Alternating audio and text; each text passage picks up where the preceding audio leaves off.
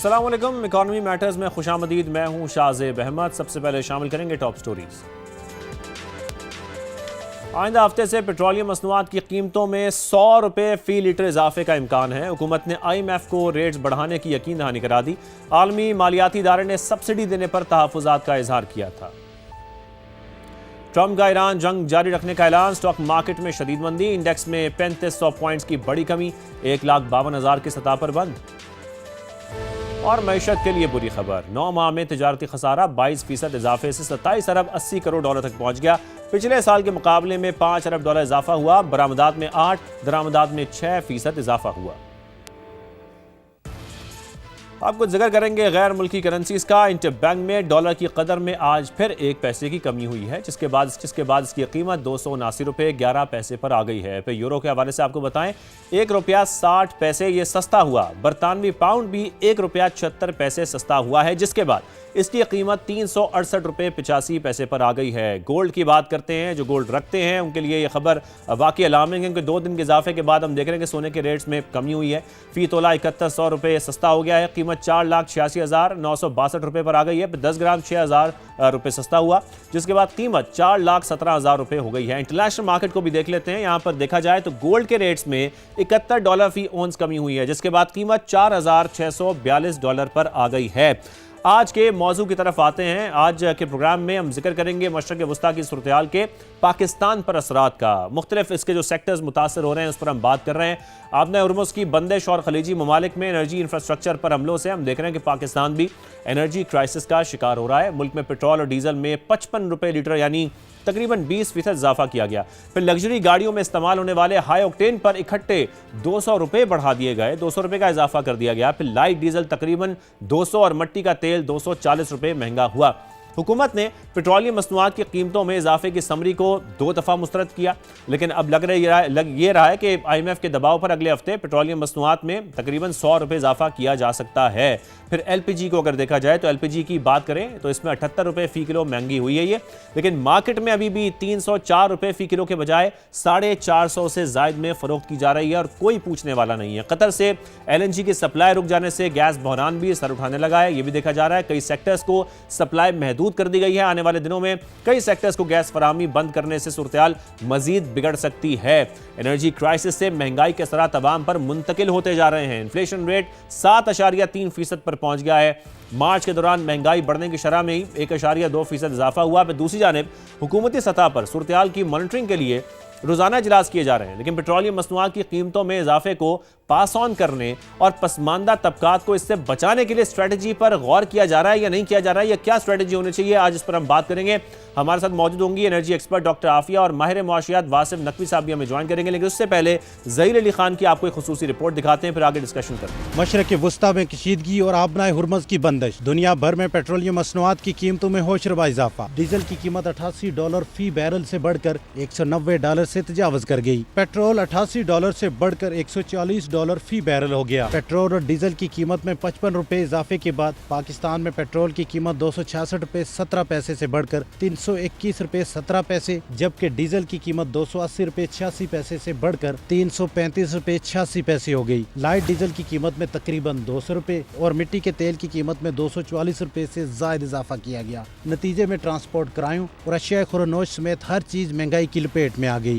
Historically high prices हैं petroleum products की, लेकिन डिमांड जो है वो उसी तरह से है, क्योंकि लोगों का रोज़गार उसके साथ मुंसलिक है। आपकी ट्रांसपोर्टेशन कॉस्ट है, तो प्राइस के बढ़ने से भी डिमांड उस तरह से नीचे नहीं आ रही। जैसे जैसे डीज़ल की कंजम्पशन बढ़ती जाएगी, अगर सप्लाई डिसरप्शन नहीं भी आती, क्योंकि प्राइस लेवल बड़ा ज़्यादा है, तो ये आपकी तारीख की सबसे ज़्यादा महंगी गंदम की कटाई होगी। महंगाई 19 माह की बुलंद तरीन सतह 7.5% तक पहुँचने से आवाम का गुजर बसर मुश्किल हो गया। यही हमारा कारोबार है, इसी की वजह से हम कुछ खा पी सकते हैं। तो पेट्रोल इतना महंगा है कि राइड का कोई फेयर ही सही नहीं मिल रहा, तो मुश्किल से बड़ा गुजारा हो रहा है। हुकूमत को चाहिए कि हम गरीब आवाम को भी रिलीफ दीजिए। बेरोजगारी है बहुत, ऊपर से पेट्रोल डीजल बहुत महंगा हो गया है, क्या करे, गरीब आदमी पीसा जा रहा है। माहिरीन के मुताबिक मशरक़ वस्ता में कशीदगी का खात्मा और आबनाए हुर्मुज़ बहाल होने के बाद भी इन हालात में पैदा होने वाली महंगाई के आफ्टर शॉक्स बरकरार रहेंगे। कैमरा टीम के साथ ज़हीर अली खान, समा, इस्लामाबाद। ये खुसूसी रिपोर्ट आपने देखी। वासिद नकवी साहब भी हमारे साथ मौजूद हैं, डॉक्टर आफिया भी हमें ज्वाइन कर चुकी हैं। बहुत शुक्रिया आप दोनों मेहमानों का। डॉक्टर साहबा, मैं पहले आपकी जानिब आऊँगा। अब पेट्रोलियम मसनूआत की सप्लाई को तो अगर हम देखें तो सूरत कुछ बेहतर है पाकिस्तान की, खासतौर पर अगर बात करें, लेकिन एक तरफ हुकूमत ये दावा कर रही है आफिया साहबा कि मुल्क में पेट्रोलियम मसनूआत का एक वाफर ज़ख़ीरा मौजूद है, और फिर वज़ीर आज़म कीमतों में इजाफे की तजावीज़ भी बार बार मुस्तरद करने की बात करते हैं। अब रिक्शा मोटरसाइकिल के लिए सब्सिडी पर फ्यूल भी दिया जा रहा है, लेकिन दूसरी तरफ खड़ा है IMF, और IMF का बड़ा दबाव भी है। तो इन ग्लोबल एनर्जी क्राइसिस में IMF की जो कंडीशंस हैं पाकिस्तान के लिए, ये कितना बड़ा चैलेंज बन रही हैं हमारे लिए?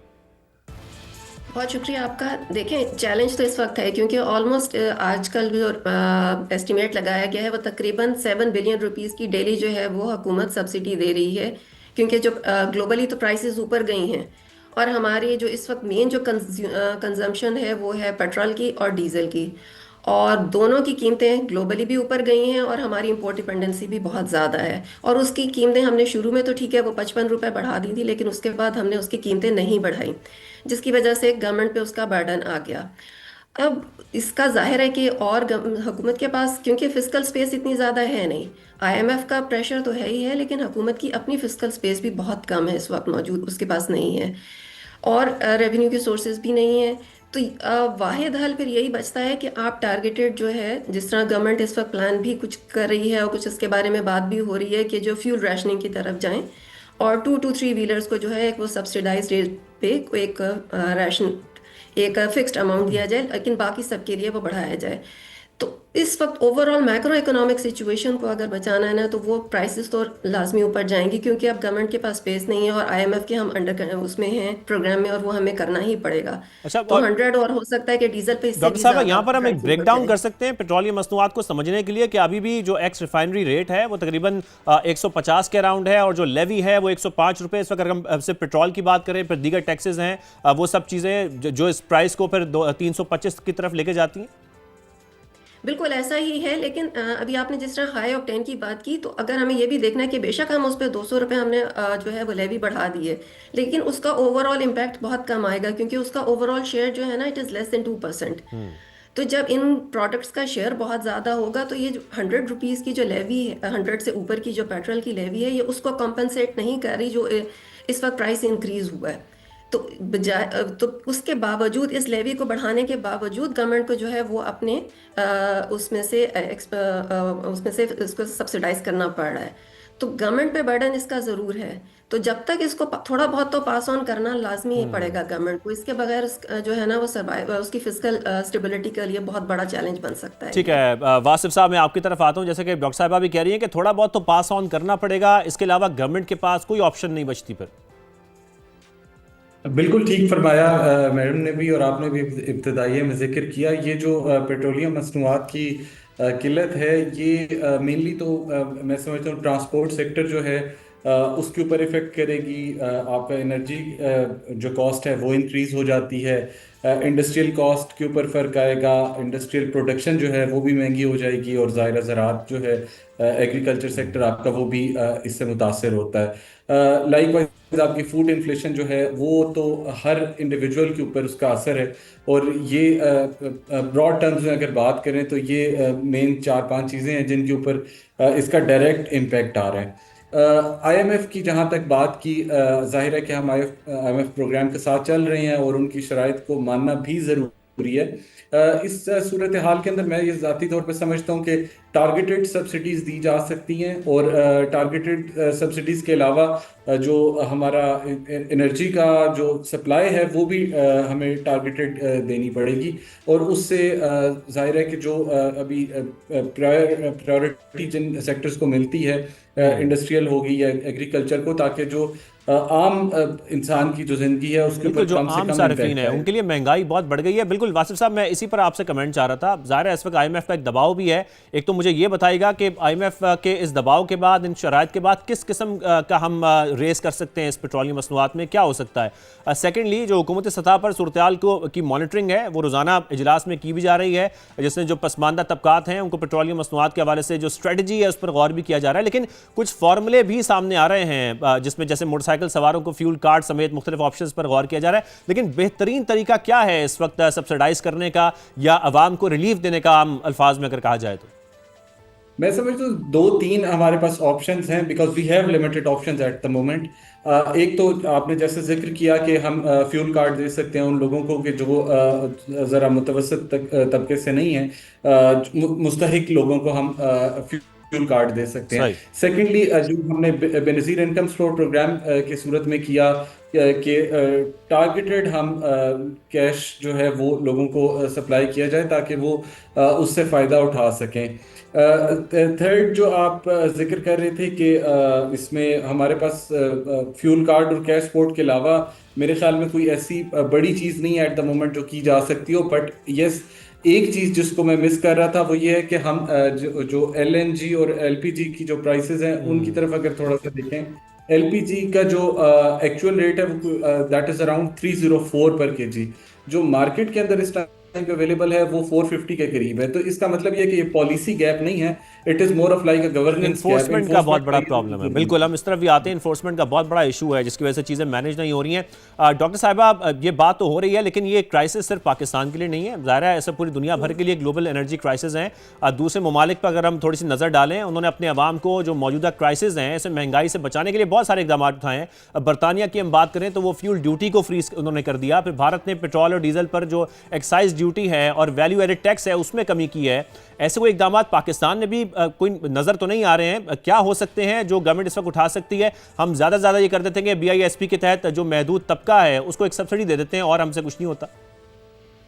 जी बिल्कुल, बिल्कुल आप सही कह रहे हैं कि एक तो ये कि हमारे पास बहुत सारी ऑप्शंस इसलिए भी कम हो जाती हैं क्योंकि हमारे पास IMF की कंडीशंस हैं।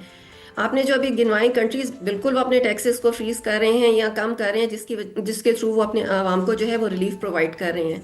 लेकिन वो भी ऑप्शन जब IMF की कंडीशंस इतनी सख्त हों, क्योंकि उन्होंने उनका एक कंडीशन ना सिर्फ सब्सिडी को ख़त्म करने की है, दूसरी उनकी रेवेन्यू जनरेट करने की भी उनकी कंडीशन है। तो अगर ये लेवीज वगैरह जो हमारी फ्यूल्स पे हैं इनको कम करते हैं या ड्यूटीज़ को कम करते हैं तो हमारे ओवरऑल रेवेन्यूज इससे कम होते हैं। तो अगेन उसमें फिर लिमिटेशंस आ जाती हैं IMF की तरफ से कि वहाँ से उनकी कंडीशंस आ जाती हैं, तो वो फिर गवर्नमेंट जो है उसके वहाँ पे हाथ बन जाते हैं कि उन चीज़ों को वो छेड़ नहीं सकते। फिर रह जाती है बात के वाहिद ऑप्शंस वही रह जाती है टारगेटेड, जिस तरह अभी वासिफ साहब ने भी कहा कि टारगेटेड या बिस्प के थ्रू या फिर वही ration fuel rationing through the fuel card.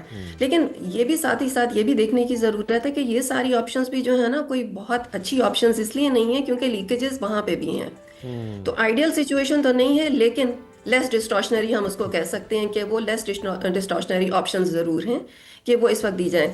और दूसरी जो चीज़ के प्राइसेस हमें बढ़ानी इसलिए भी थोड़ी बहुत ज़रूरी हैं क्योंकि ओवरऑल देखा गया है कि एक महीने में जो गवर्नमेंट ने ऑस्टेरिटी के जो मेजर्स अनाउंस किए थे उससे हमारी कंजम्पशन एज सच जो थी वो कम नहीं हुई।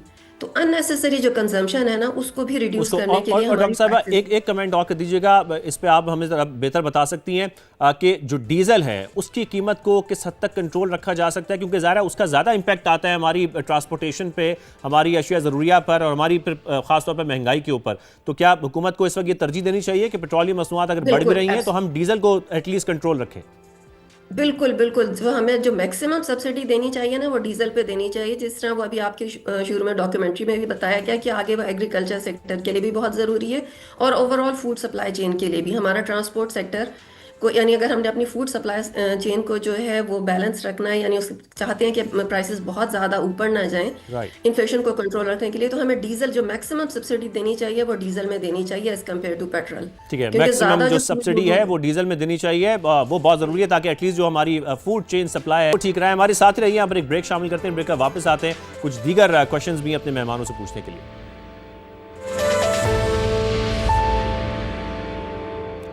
Welcome back. एक बार फिर बात करेंगे इस वक्त मशरक़ वस्ता की वजह से जो एनर्जी क्राइसिस हैं, जो मसाइल पाकिस्तान को दरपेश हैं, इस पर बात हो रही है। वासिफ साहब, मैं आपकी जानिब आऊँगा।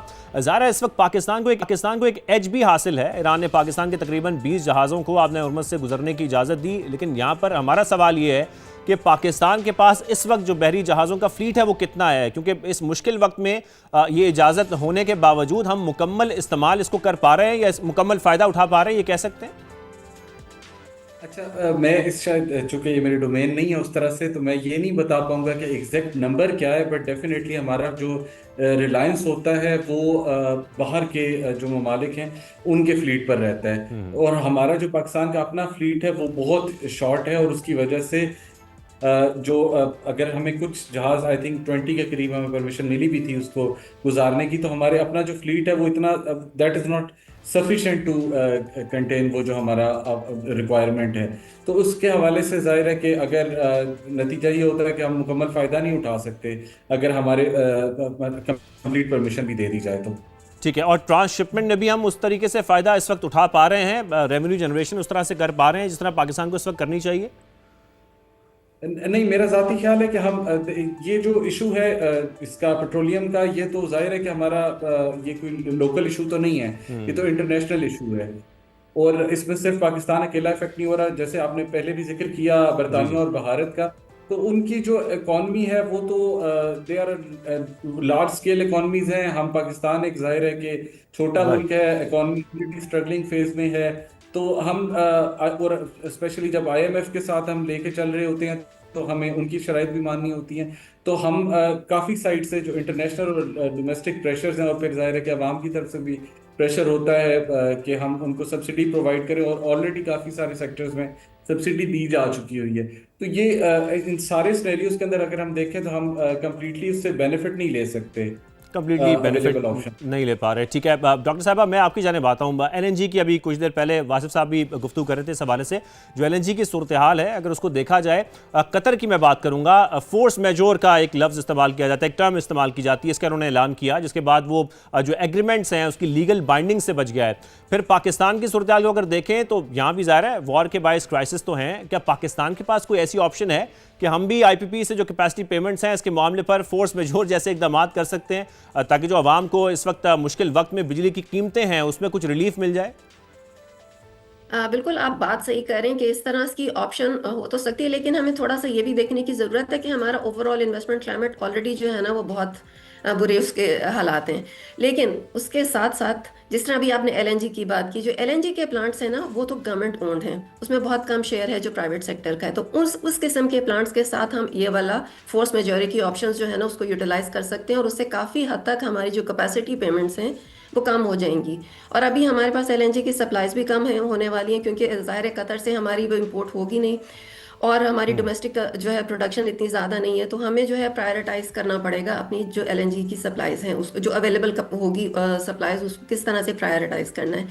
और हमारे जो स्पेसिफिकली जो इलेक्ट्रिसिटी सेक्टर है उसमें सोलर की वजह से एक कुशन, हमें बहुत अच्छा कुशन मिल चुका है। एग्जैक्टली। और उसको यूटिलाइज करना हमें ज़रूरी है। उसके लिए हम अपनी प्राइसिंग में थोड़ा बहुत चेंजेस करें, और हम LNG के जो पावर प्लांट्स हैं उनके साथ ये वाली ऑप्शन जो है ना वो जरूर यूज और सोलर की डॉक्टर साहब तकरीबन कोई 25% कंट्रीब्यूशन है इस वक्त पावर सप्लाई में?